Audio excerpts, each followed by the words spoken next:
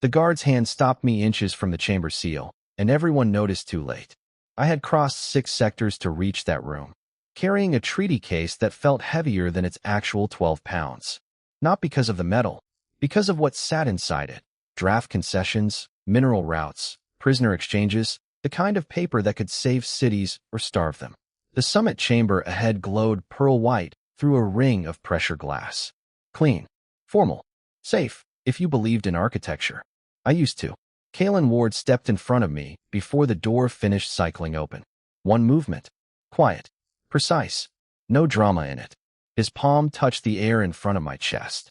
Not me, and I still stopped as if he had struck a wall into existence. Around us, station staff froze with the polished emptiness of people trained never to stare.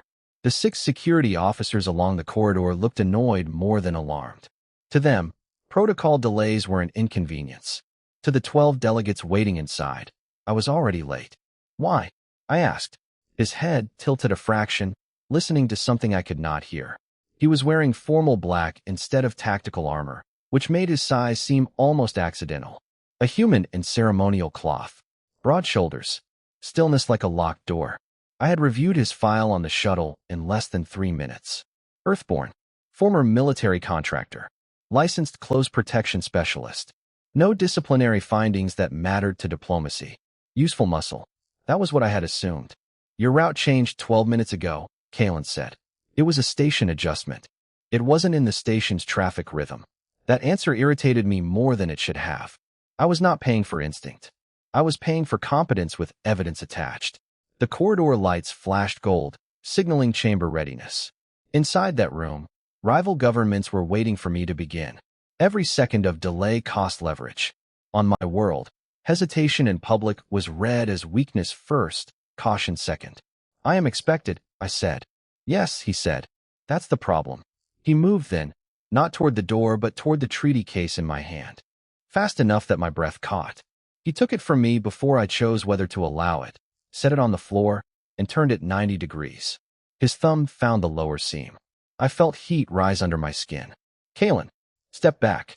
That was the moment I almost dismissed him. Almost ordered security to remove him. If I had, the summit might have started on time. Instead, I stepped back 1 pace, more offended than convinced. He unclipped a narrow metal pick from his cuff. Not standard issue. Not decorative. One of the station officers finally pushed off the wall. You can't breach a diplomat's case without authorization, the officer said. Caelan never looked up. Then authorize it. The officer's hand hovered near his sidearm, more insulted than threatened. Wrong emotion. Wrong read. I saw that much, at least. Caelan slid the pick beneath the seam and lifted. There was no explosion. No cinematic alarm. Just a sound so small it was almost polite. A glassy click from somewhere inside the shell. He stopped moving. For one strange second, all of us listened to silence like it had shape. Then he picked up the case, turned, and hurled it down the empty service branch of the corridor. It hit the far wall 20 feet away. The blast folded the hall in white light. Pressure slapped me off my feet. My shoulder hit the floor hard enough to numb my arm. The air screamed. Fragments hissed past like heated rain. Somebody behind me shouted. Somebody else didn't get the chance. When my hearing staggered back, it came in pieces. The shriek of a chamber alarm, the crackle of fried wall panels, the wet cough of a wounded officer, my own breath pulled short and fast. And Caelan. He was over me before I could rise, one knee down, one hand braced against the floor, the other shielding my head from falling debris. Dust drifted through the emergency lights like pale ash in red water. The chamber had gone crooked around me. One wall panel spat blue sparks. Another hung open with its wiring exposed like torn nerves.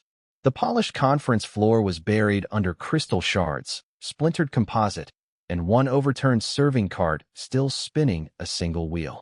Caelan's hand stayed over the back of my head until the last piece of ceiling plating clattered down. Stay low, he said. It was not loud. It did not need to be. I had spent enough years in negotiation halls to know the sound of panic trying to dress itself as order. It was all around us now. The 12 summit delegates had lost their ceremonial calm in 3 seconds flat. One was bleeding from the brow ridge. Another was on the floor clutching a twisted ankle. Across the chamber, 6 station security officers were already moving, but not with grace. Two dragged the wounded clear. One shouted into a deadcom patch.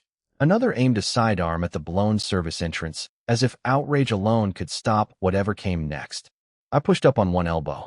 Was that an external strike? No, Caelan said. A beat. Inside job. His eyes flicked once toward the service corridor, then back to me. Place charge. Small. Meant to kill by proximity and panic by effect. The words chilled me more than the station air ever had. This summit had been built on rules, layers, signatures, scans, neutral ground, and ritual. A bomb inside the chamber meant one thing none of us had wanted to say aloud. Protocol had already failed. I rose too quickly.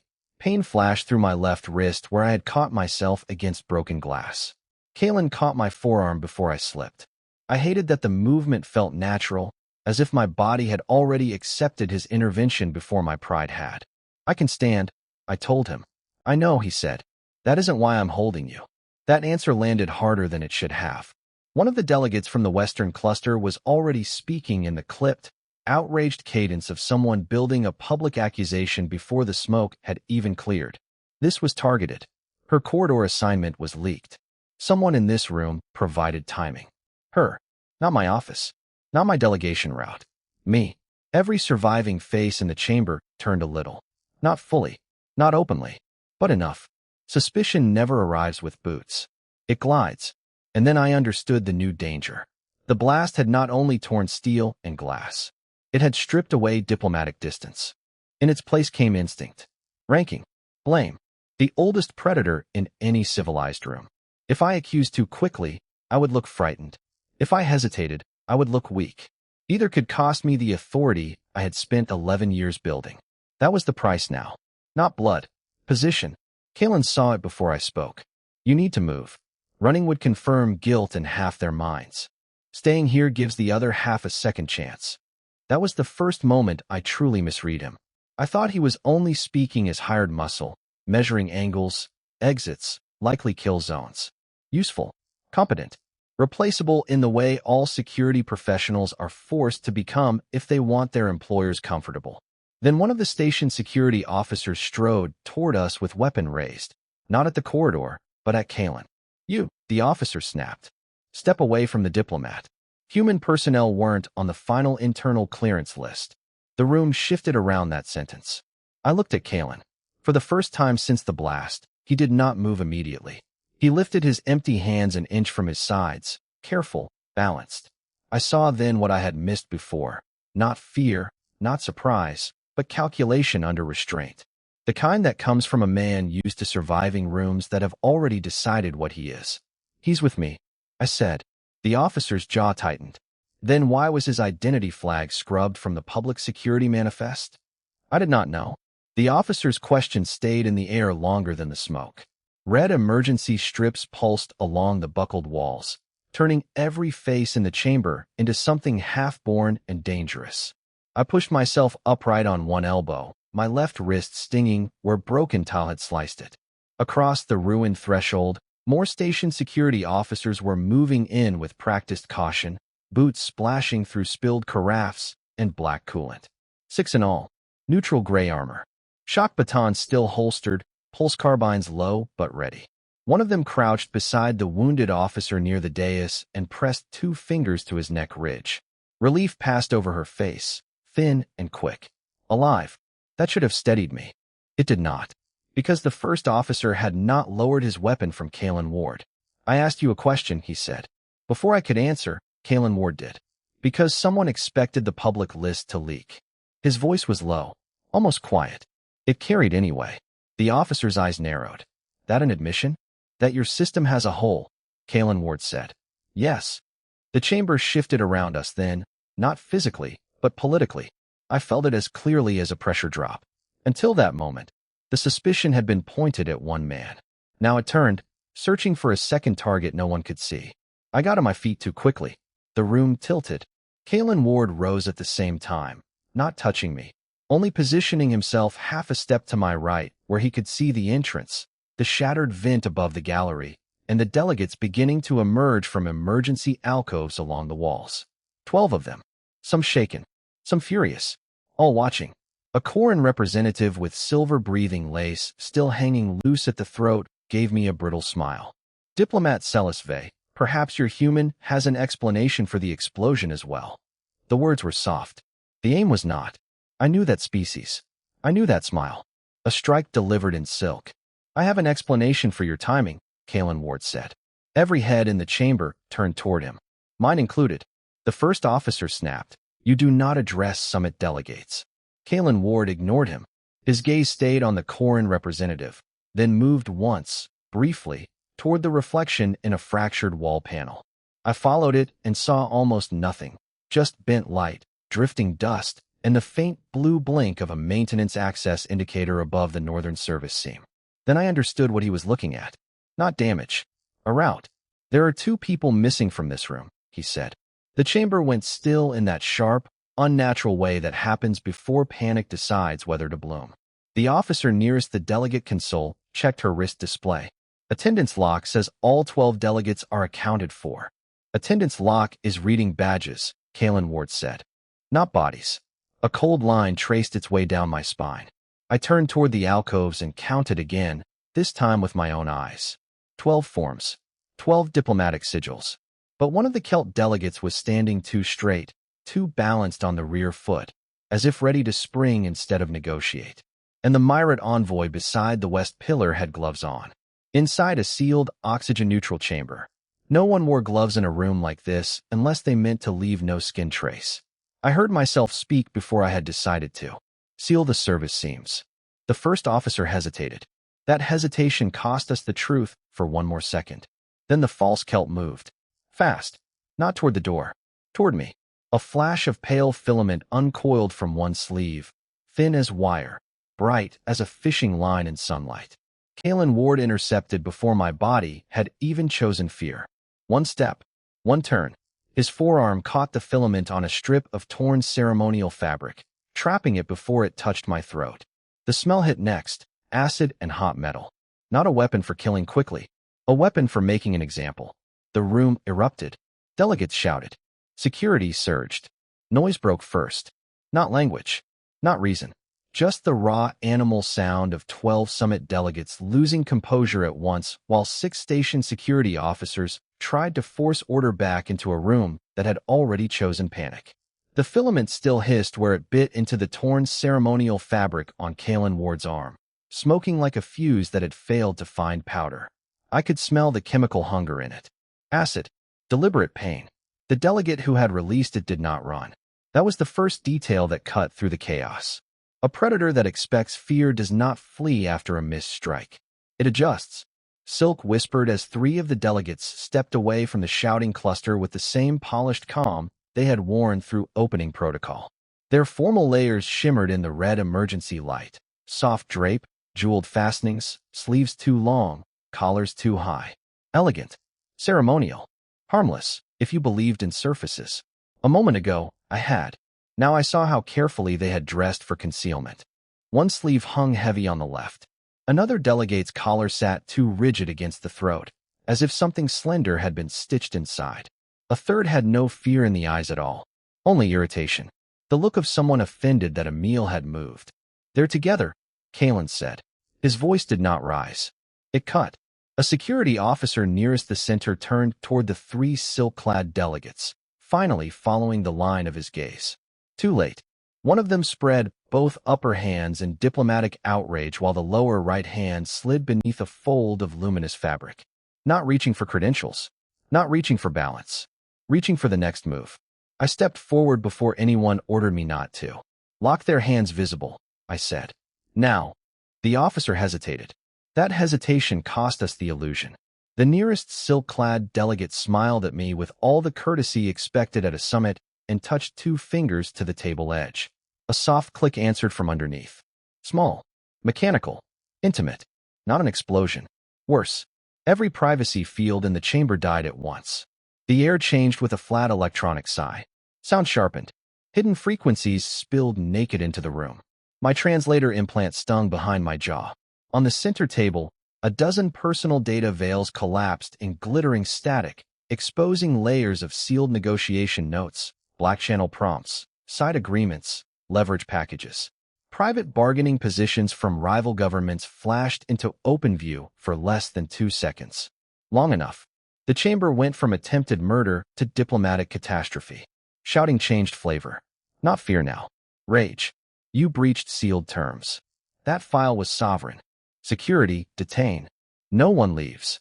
One of the 12 delegates lunged, not at me, but at another delegate across the table whose hidden concessions had just been exposed. A station security officer intercepted too slowly and got an elbow to the throat for the effort. Another officer drew a shock baton. The room tilted toward intergovernmental scandal so fast, it almost made the earlier attack feel small. Almost. Caelan moved once and changed the geometry again. He kicked the underside of the central table. Not hard enough to flip it.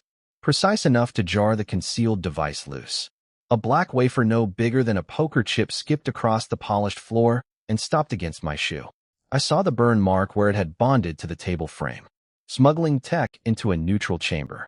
Premeditated. Layered. The filament had not been the real weapon. Humiliation had been.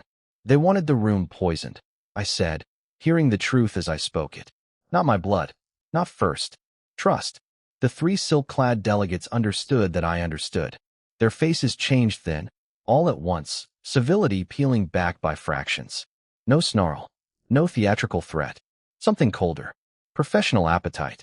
Predators disguised as statesmen, dressed in mourning colors and polished courtesy, hunting with disclosure instead of teeth.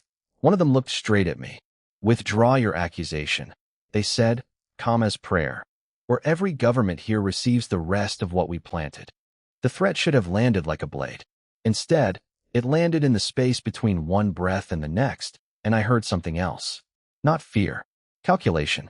Across the long diplomatic table, 12 delegates held still in 12 different ways. One stiffened through the shoulders. Another lowered their gaze to hide it. A third touched the stem of a water glass and did not drink. They had expected outrage. Denial. Bargaining. They had expected me to protect my office, my reputation, the summit itself. They had not expected silence. I felt Caelan Ward shift half a step behind me. Not closer. Wider. At the time, I still read that movement the wrong way. Human caution, I thought. Human nerves finally catching up. He had spent most of the summit saying very little, standing with that almost impolite stillness humans could manage better than most species. No threat display. No ornamental armor. Just a dark formal jacket stretched across a frame that looked built for doorways and bad weather. I had mistaken restraint for limitation. Then one of the delegates touched a panel hidden under the table. I did not see the finger. I saw Caelan move. A glass carafe exploded across the room before the sound reached me. It struck the wall where my head had been an instant earlier, turning into clear shrapnel and silver water under the emergency lights. Gas hissed from the fractured neck. Sweet-smelling. Heavy. It hit the air and dropped fast. Not a poison meant to kill. A sedative. For me. Caelan's hand closed around the back of my chair, and the world lurched sideways.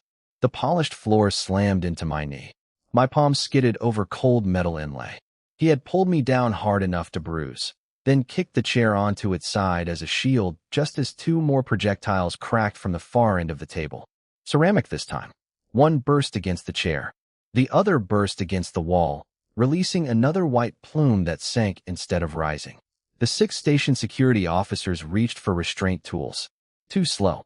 That was the moment everything I thought I understood about him broke open. Caelan did not draw a weapon. He used the room. One hand seized the edge of the overturned table section. Muscles stood out under his sleeve like cables under strain. For one impossible second, I thought he meant to brace it. Then he lifted it.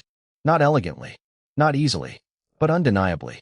A half-ton slab of alloy, embedded displays and all, rose high enough to break line of sight across the chamber. It came up with a scream of stressed fasteners and a shower of sparks. Delegates stumbled back. Security froze.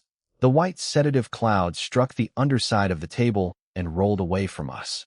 I forgot to breathe. The station had posted hazard placards everywhere for off-world visitors. Gravity on this level was set to standard summit comfort, a compromise zone. Manageable for most species. Tiring for some. Humans had signed the waivers anyway. Deathworld native, the station brief had said. High-mass evolutionary lineage. Extreme musculoskeletal density. Elevated thermal tolerance. Adrenal response outside normal galactic assumptions. I had skimmed that file. Now I watched a man from a world most species discuss the way they discussed volcanic seas and pressure trenches, put one arm over me like a barrier, and hold up furniture meant to anchor negotiations between governments. One of the delegates recovered first. Human force inside a protected summit chamber, they said sharply, voice climbing. This is an act of... No, I said, before I knew I had chosen to speak. My own voice surprised me. It cut cleaner than theirs. The room turned toward me while Caelan still held the table aloft, jaw locked, breath controlled through his nose. Not raging, not wild, just measuring angles, exits, trajectories, all with the terrifying calm of something built by a harder world. That was an abduction attempt, I said. You hid dispersal sedatives in serving vessels. You triggered them during diplomatic challenge. Security, seal every exit and scan every fragment. Boots hit the polished floor before the security officers fully understood what I had ordered. The sound came back from the vaulted ceiling in 6 sharp echoes, one for each neutral uniform converging on the banquet chamber. Door seams flashed red. The air system dropped to emergency circulation with a low mechanical sigh, and for the first time since the challenge began, nobody pretended this was still a dinner. Across the long table, the delegates did what frightened people with status always do. They reached for procedure. This is an outrageous violation of summit immunity. You cannot lock sovereign representatives inside a chamber on an allegation. You will answer for this, Selis Vey. I let them speak over one another. Panic had a texture. It made even expensive voices sound thin. Caelan Ward lowered the slab of fractured table composite with impossible care, as if he were setting down glass instead of a piece of furniture that should have taken 3 station loaders to move. The security officers saw it. So did the 12 delegates. I watched comprehension spread in fragments, never all at once. Eyes moved from the bent table supports, to his hands, to the floor where shattered serving vessels glittered under the lights like frost. Then one of the 6 officers made the first mistake. He stepped toward Caelan with a restraint wand half raised. Sir, place your hands where I can see. Stand down, I said. The officer hesitated. Neutral personnel were trained to contain the strongest visible threat. In that moment, Caelan was the easiest story in the room. A human, a broken table, a locked chamber, breathing hard. But the easiest story was not the true one. The delegate in mourning colors moved before the officer obeyed me. Not fast, smooth, deliberate. One hand stayed visible above the table line, while the other slipped beneath the hanging cloth toward the underside support strut. Not a weapon, then. Something worse. A trigger. I saw that, I said. They smiled at me with their mouth and not their eyes. Then perhaps you understand why sealing exits was unwise. Caelan did not look at them. He looked at me. That was enough. Down, he said. The word cracked through the chamber. Not loud. Absolute. I dropped beside my chair just as Caelan kicked the base of the table. The banquet surface lurched sideways with a violent metallic scream. Crystal towers, cutlery, and ceremonial lights crashed into the aisle. The delegate's hidden hand jerked too soon. The trap answered. A pulse rolled through the underside of the table in a line of blue-white sparks, fast as a striking eel. Every untouched serving vessel still on the fabric erupted at once, venting a pale aerosol cloud that should have washed directly across the seated delegates and into the officers approaching from the far side. Instead, it burst into the overturned table, shredded cloth, and the empty air above where our bodies had been a second earlier. Security alarms began shrilling in overlapping tones. Chemical, electrical, tampering. One of the delegates screamed that they could not breathe. Another shouted for medics. 2 tried to run for the sealed doors and slammed palms against red-lit panels that did not open. The chamber collapsed from theater into animal noise. The officer with the restraint wand finally understood. He pivoted away from Caelan and drove the wand into the wrist of the delegate in mourning colors just as they reached under the table a second time. The crack of the stun charge was ugly and intimate. Their body folded against the chair, not unconscious, but no longer in control of their hand. Hands visible, the officer shouted, now at everyone. Too late for dignity. Just in time for truth. Caelan was already moving through the haze with a torn length of tablecloth wrapped across his mouth and nose. He reached the nearest vent grill, ripped the decorative panel free with both hands, and jammed the cloth into the intake to slow the aerosol draw. It was not elegant. It was not permanent. Glass rattled inside the vent like teeth in winter. The torn tablecloth strained against the suction, already darkening as the aerosol clung to the fibers. I could hear the system still pulling, weaker now, but not stopped. Around the banquet chamber, the 12 summit delegates had finally abandoned ceremony. Silk sleeves dragged across polished stone. Chairs lay overturned. One delegate was on both knees, trying to pin their own wrist to the floor before their fingers reached for the concealed blade at their ankle again. Another had backed into a column, breathing in tiny, terrified sips, eyes fixed on their trembling hand as if it belonged to a stranger. The 6 station security officers were doing what neutral officers were trained to do: secure, separate, contain. It would have been enough for a riot. Enough for a weapon discharge. Not enough for this. Because the danger in the room was no longer the gas. It was panic. I saw it arrive before the first shot. Not a projectile. A decision. Quick. Ugly. Human in the wrong way. One of the security officers near the west archway raised a compact pulse carbine and sighted toward the delegates who were still moving too erratically to obey commands. His hands were steady.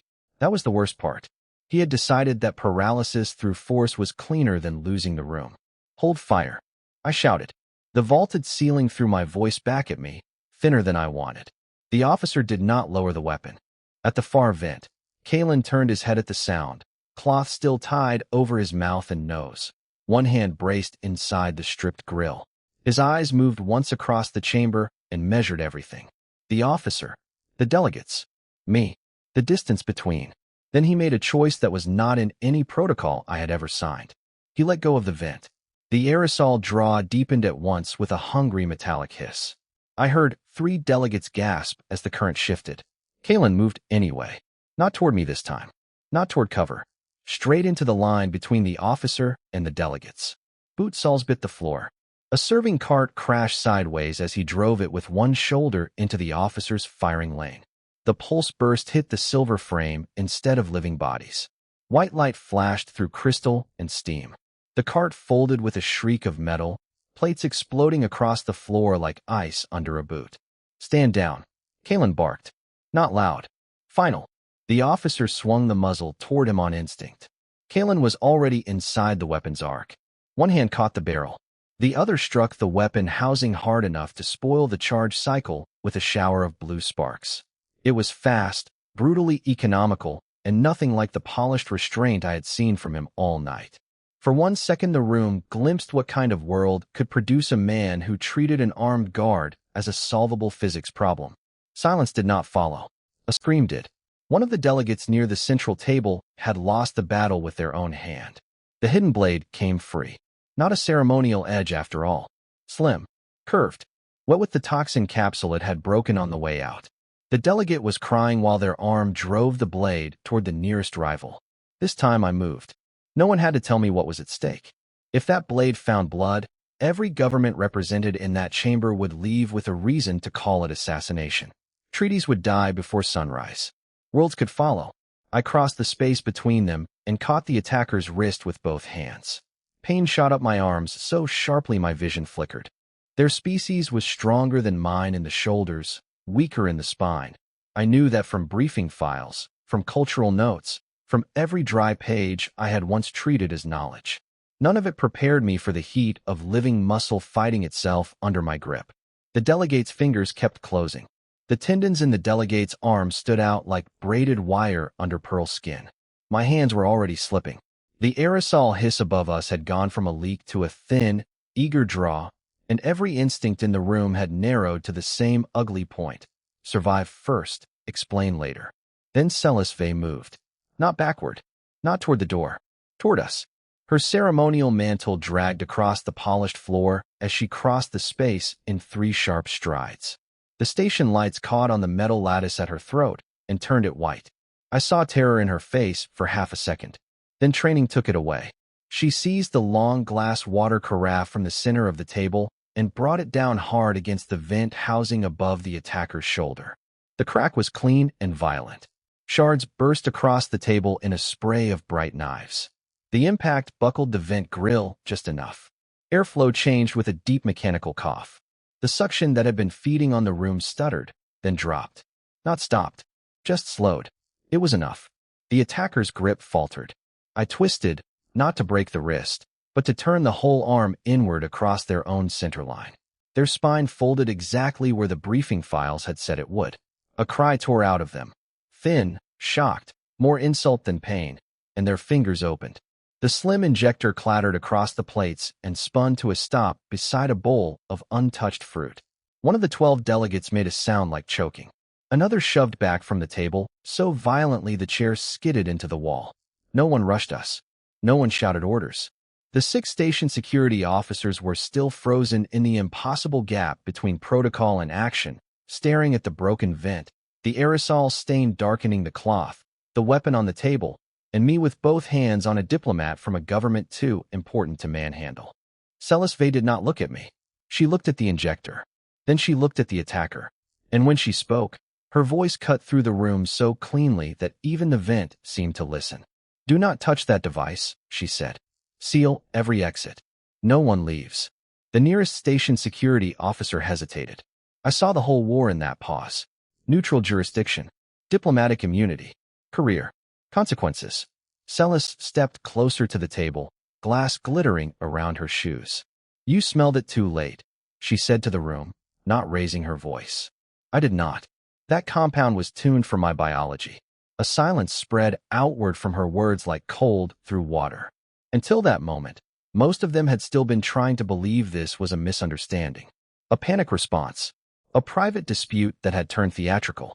But poison has a way of making motive simple. The attacker went still in my grip. I felt the change before I understood it. Not fear. Calculation ending. "There are witnesses," one of the delegates said weakly. "There are 12 delegates," Selis answered. "And 6 station security officers. There will be records. There will be air sampling. There will be fingerprints on the injector and fibers in the vent. If anyone here still mistakes this for ceremony, that mistake is now a choice." Nobody moved. That was the moment the room changed. Not when the glass broke. Not when the injector fell. Not even when the poison was named. It changed when every person at that table understood 2 things at once. Someone had tried to murder Selis Vey under diplomatic protocol, and the human they had dismissed as ornamental had physically stopped it with his bare hands. Eyes turned to me then. Really turned. I had seen suspicion before. Curiosity. The careful, almost clinical distaste some species reserve for humans once they learned where we came from. This was different. It landed heavier. It landed heavier because it was no longer about whether I could break a wrist, crush a windpipe, or cross a room before someone else died. It was about what happened after. The station's emergency field still hummed around the table, thin and blue, locking the poisoned service tray in place. One of the 6 station security officers had finally moved close enough to take custody of it. The other 5 had spread into a clean ring around the chamber, pulse batons low, not raised. Neutral. Careful. No one wanted the first bad gesture after a failed murder. I kept my stance between Selis Vey and the delegates by reflex alone. My hands were red where the attacker's tendons had ground against my palms. My suit sleeve had split at the cuff. I could hear my own breathing now that the impact was over. Short. Controlled. Human. Then Selis moved. Until that moment, I had been the one changing the shape of the room. Not anymore. She rose without hurry, though I could see the aftershock running through her lower hands in tiny tremors. Her ceremonial outer layer had been torn near the collar where I had dragged her back from the tray. A pale line of her throat markings showed through. Vulnerability, exposed in front of enemies. For her species, I knew enough by then to understand the cost of that. I followed her. She did not look at me first. She looked at the delegate whose arm I had nearly broken to stop the injection mechanism hidden beneath the serving stem. Then she looked to the 12 seats, one by one, making each representative receive her gaze and hold it. When she spoke, her voice was low. That made the room lean in. Record this under full summit authority. The nearest station security officer nodded and activated a hollow seal. A faint white glyph turned above the table, spinning in silence. Selis placed one trembling hand flat against the polished surface. An attack was carried out under hospitality protection, in neutral space, against my person. She let the word settle. It failed because Caelan Ward intervened. No title, no softening, Just my name. The chamber stayed still enough that I could hear coolant moving through the wall vents. One of the delegates shifted, silk whispering over silk. This can still be contained. Misinterpretations occur in. Selis turned her head. Nothing dramatic. No raised voice. But the delegate stopped speaking as if the air had been removed from his lungs. No, she said. Containment is what predators call it when they wish to keep feeding. That hit harder than anything I had done with my hands. I watched the meaning spread. Not just accusation. Classification. She was naming behavior in a room built on etiquette sharp enough to hide knives. And for the first time since our arrival, no one there mistook her restraint for softness. She straightened a little more and finally looked at me. There are moments when gratitude feels small compared to what is really being offered. This was one of them. What stood in her eyes was not debt. It was recognition. Public. Deliberate. Impossible to take back. In my delegation's formal record, she said, the human known as Caelan Ward acted within lawful protective necessity and under my direct trust. A few faces changed at that. Trust carried legal weight in half the governments represented there and moral weight in the rest. Then she gave the terms. Any state represented at this summit that seeks continued access to my table will extend that trust as operational fact. Caelan Ward will not be excluded from closed negotiation space. He will not be addressed as furniture, ornament, or hired muscle. He will be accorded the standing owed to the person who preserved a diplomatic life when protocol failed. No one interrupted. No one dared. One of the station security officers asked the only question that mattered now. Do you wish to file for recess, Diplomat? Selis kept her gaze on the delegates. No, I wish to continue. That was the final turn of the blade. Not retreat.